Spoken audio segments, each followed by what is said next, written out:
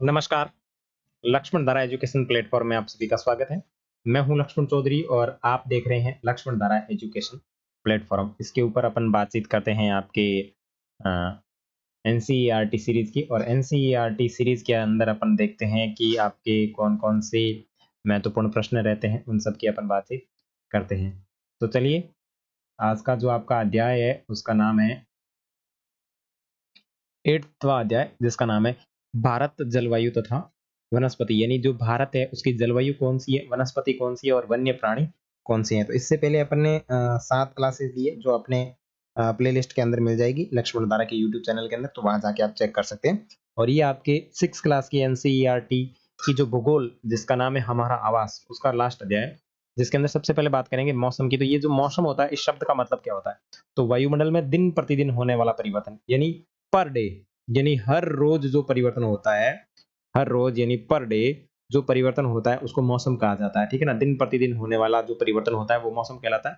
इसमें तापमान, वर्षा तथा सूर्य का विकिरण इत्यादि शामिल है। उदाहरण के लिए मौसम कभी गर्म होता है या कभी ठंडा होता है। तो अपन जैसे कहते हैं ना आज मौसम बहुत गर्म है या फिर आज मौसम बहुत सुहाना है या फिर आज मौसम बहुत ठंडा है। तो वो सारी की सारी स्थिति आपके मौसम के अंदर आएगी और वो आपके दैनिक जो होता है दिन या प्रतिदिन जो होता है वो चीज़ आपकी मौसम कहलाती है। सामान्यतः भारत में जो मौसम होते हैं वो देखें तो एक तो होता है सर्दी का, जो कब से शुरू होता है? दिसंबर से शुरू होकर के फरवरी तक होता है और ये एक बिल्कुल ठंडा मौसम होता है, उसको अपन कहते हैं सर्दी का मौसम। आगे बात करें मार्च के बाद में मई तक का जो मौसम होता है वो आपकी गर्मी का मौसम होता है। लगभग यानी मार्च में आपकी गर्मी स्टार्ट हो जाती है। मार्च और मई के बीच में जो मौसम होता है वो आपकी गर्मी का मौसम होता है। और आगे बात करें जून से सितंबर तथा दक्षिण पश्चिमी मानसून का मौसम होता है, यानी जून से सितंबर तक जो मानसून होता है या फिर जो मौसम होता है वो आपके दक्षिणी पश्चिमी मानसून होता है, जिससे आपका वर्षा होती है, ठीक है? और अक्टूबर और नवंबर की बात करें तो मानसून के लौटने का मौसम होता है, जिसको आप शरद मौसम कहते हैं, ठीक है ना? यहाँ तक आपने ये स्थिति देखी, अब थोड़े बहुत नोट्स हैं उनकी बात कर लेते हैं।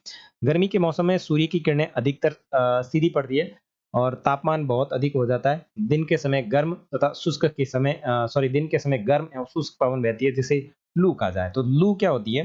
ये जो आपका गर्मी का मौसम होता है इसमें सूर्य की किरणें बिल्कुल पृथ्वी के ऊपर सीधी पड़ती है, ठीक है ना?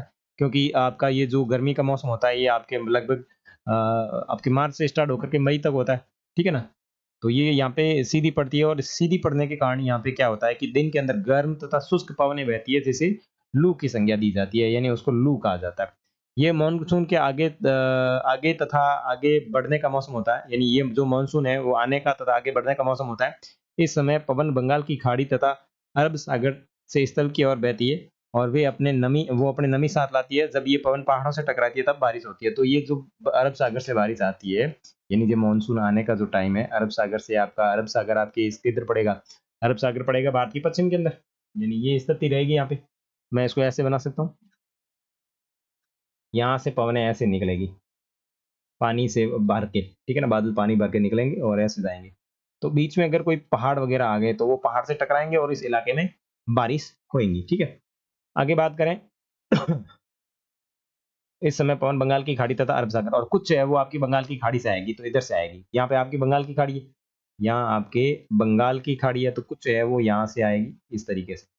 और ये इस इधर कहीं पे भी इनको पहाड़ मिल गया तो वो टकरा के बारिश करेगी, ठीक है? आगे देखो, मानसून के लौटने का मौसम शरद ऋतु है। अब मानसून का जो लौटने का मौसम होता है वो आपका शरद ऋतु है और इस समय पवन स्थल भागों से लौटकर बंगाल की खाड़ी की ओर जाती है, अरब सागर की ओर जाती है। तो इस समय जो है वो पवन आपकी ये बंगाल पहले तो है वो समुद्र से, जैसे मान ली यहाँ पे समुद्र है और समुद्र से कहाँ आ रही है? स्थल की ओर आ रही है। ये अरब सागर से आ गई और ये आपकी बंगाल की खाड़ी से आ गई।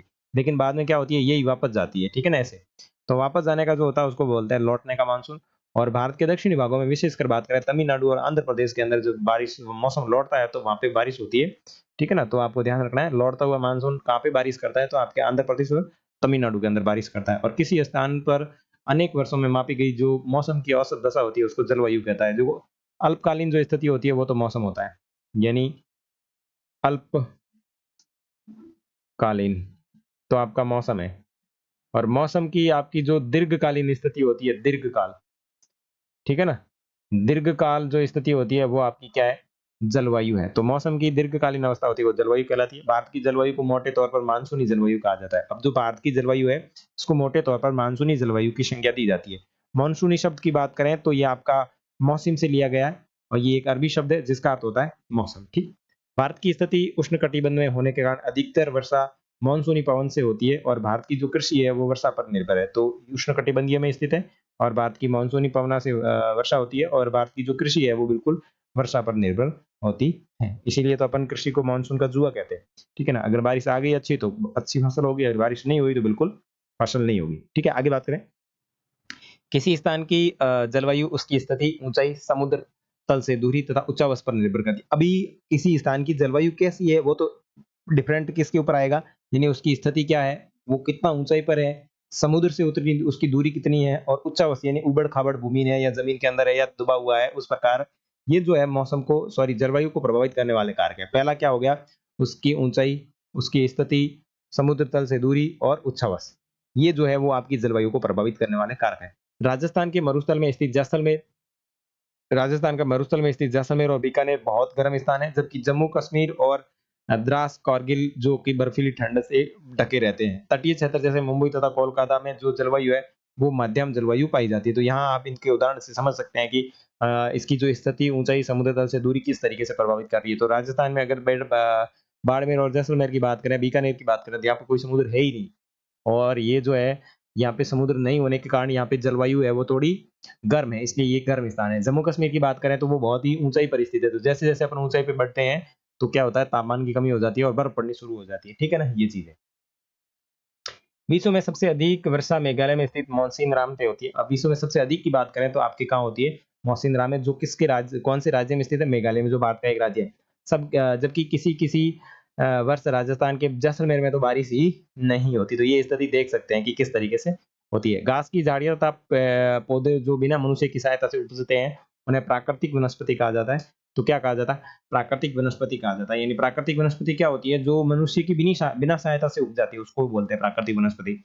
और कुछ पक्षी, जैसे कुछ प्रवासी पक्षी है जिसमें आप बात करें, आपका बिटेल, बतख, कर्ल्यू, फ्लेमिंगो, ऑस्प्रे, लिटिल स्टिंक, ये जो है ये बहुत ही मतलब कहने का मतलब ये हुआ कि प्रवासी पक्षी है जो दूसरे देशों से बहुत ही किलोमीटर पार करके अपने यहाँ भारत में आते हैं, इसलिए इनको प्रवासी पक्षी कहा जाता है। और सबसे छोटी लिटिल स्टिंक का वजन जो है, स्टिंट जो है, उसका वजन सिर्फ 15 ग्राम है और ये आर्कटिक प्रदेश से आती है, जो यहाँ से लगभग 8000 किलोमीटर दूर है। और तो देखो 8000 किलोमीटर दूरी तय करके जो भारत में आती है उसका नाम है क्या नाम है? छोटी लिटिल स्टिंक। ये छोटी लिटिल स्टिंक आप गूगल पे सर्च मारना भाई कैसी दिखती है। मैंने सर्च मारा मारा नहीं है। अभी ये क्लास खत्म होने के बाद में मैं इसको ज़रूर देखूँगा कि ये कैसा पक्षी है जो 8000 किलोमीटर पार करते हुए यहाँ पे आता है। अब इस अध्याय से संबंधित जो आपके महत्वपूर्ण जीके के वन लाइनर क्वेश्चन बनते हैं, उनकी बात कर लेते हैं कि कौन-कौन से आपके क्वेश्चन है जो अपने एग्जाम की दृष्टि से महत्वपूर्ण रहने वाले हैं। देखो, वायुमंडल में दिन प्रतिदिन होने वाला परिवर्तन बिल्कुल मौसम कहलाता है। और शीत ऋतु का अधिक प्रभाव कहाँ पड़ता है? तो उत्तर भारत के अंदर पड़ता है। ग्रीष्म ऋतु में दिन के समय चलने वाली गर्म स्थानीय पवन को क्या कहते हैं? लू कहते हैं। और किस ऋतु के मानसून के लौटने का समय आता है? तो शरद ऋतु है।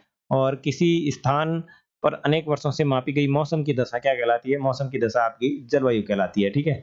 और भारत की जलवायु को क्या कहा जाता है? मानसूनी जलवायु कहा जाता है।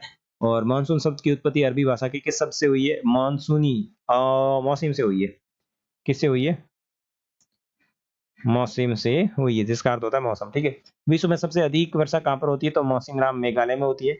और भारत की वनस्पतियों को कितने भागों में विभाजित किया जाता है? तो 5 भागों में विभाजित किया जाता है। भारत में जिन स्थानों पर सर्वाधिक वर्षा होती है, वो कौन-कौन से स्थान वो कौन से वन पाए जाते हैं? तो उष्णकटिबंधीय वर्षा वन पाए जाते हैं। उष्णकटिबंधीय वर्षा वनों को अन्य किन नाम से जाना जाता है? तो ये जहाँ पे सबसे ज़्यादा बारिश होती है, तो वो सदा हरे-भरे रहेंगे, तो इनको कहा जाता है सदाबहार वन। भारत में पाए जाने वाले मानसूनी वन किस नाम से जाने जाते हैं? तो उष्णकटिबंधीय पतझड़ मानसूनी वन कहलाते हैं। अब मानसूनी वन पतझड़ क्यों हो गए? क्योंकि मानसून आएगा तब वो पत्ते खिलेंगे और मानसून चला जाएगा तो बेचारे पत्ते झेड़ देंगे।